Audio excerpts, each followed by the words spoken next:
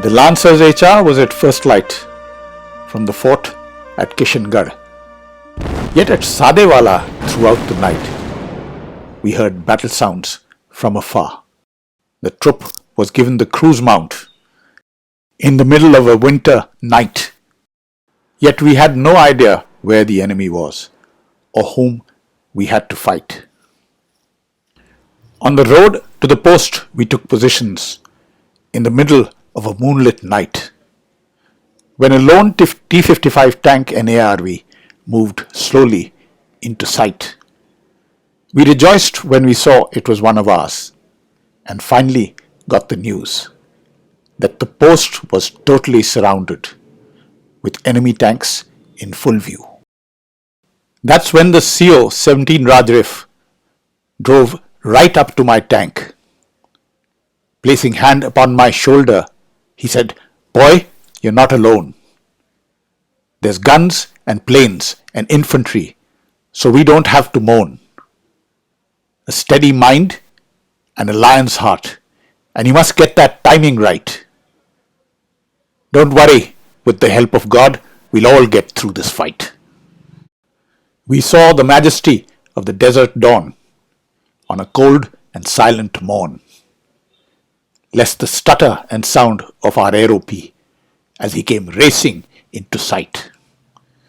2 circuits of the post he made, whilst we sipped on a mug of tea,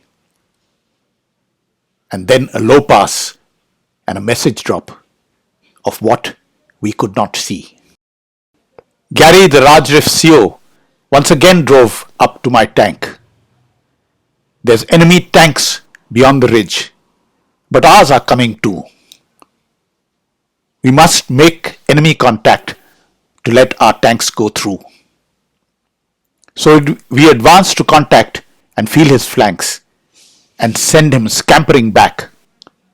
Then hit him hard and burn him out with enemy blood on track. It was driver startup and driver advance. We finally knew the score, as over the crest lay the enemy that we had been looking for. A flash thought of my mother in our tiny Hisar farm. I know that she'll be worried, but I always must stay calm because I'm young and strong and know my job, and I'm too young to die. We advanced at a steady RPM, just 4 tanks and infantry. The enemy tanks lay across the crest, but alas, we could not see. With the aerope constantly circling above, 2 hunters come screaming low, then went up into a vertical climb and then banked out a few.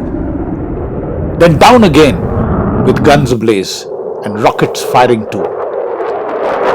Then explosions and black smoke behind the crest, albeit they were only a few. Our hunter aircraft looked splendid. No enemy aircraft on the run. They climbed and rolled across the sky in the brilliant morning sun. And all the time the continuous muzzle flash of the 37mm gun. I knew our time had come to do our bit when we looked up at the sky, because I am young and strong and know my job, and I'm too young to die. Across the crest, a spectacular view of the enemy sprawled below. The post completely surrounded by tanks and a squadron pushing east, and the 3rd squadron coming up in front of us like a hungry, menacing beast. I'd heard the growl of the T-55 tanks when I taught at the Armored Corps School. A 100mm gun and 2 MGs to boot.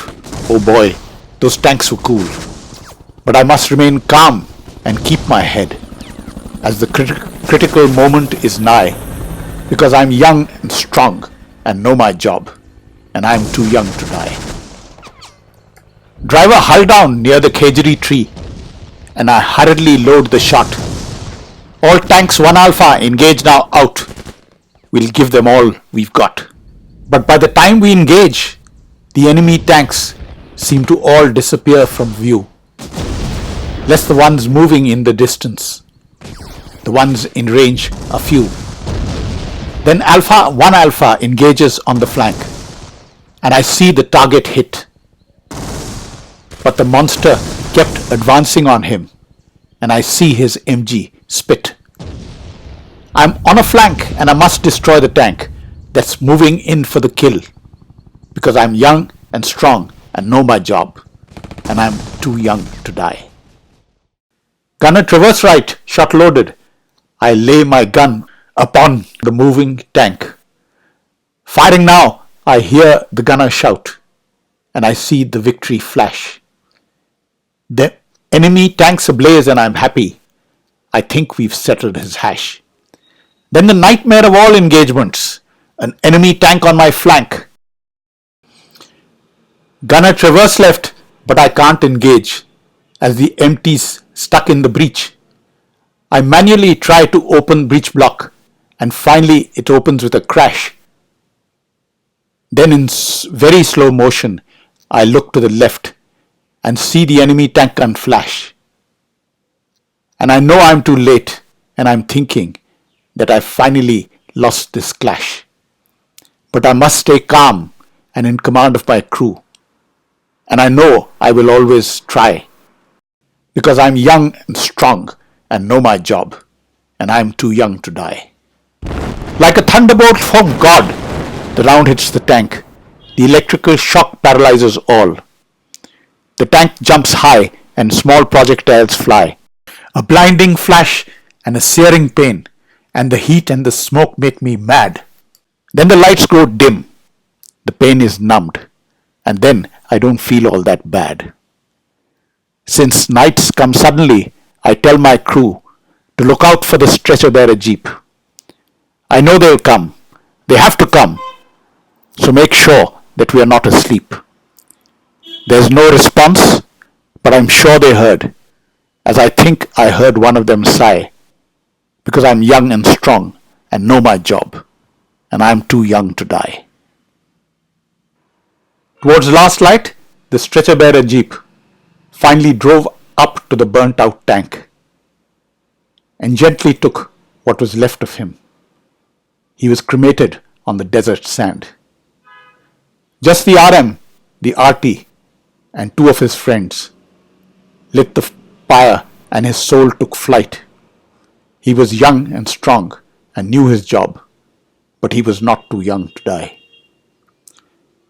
Then we took him straight to his Hsrbir farm, away from the violent fight, away from the tanks and the life he chose, away from the desert site. We brought him home in an earthen pot to let his soul go free and roam at peace in the place he loved, beneath the village peepal tree.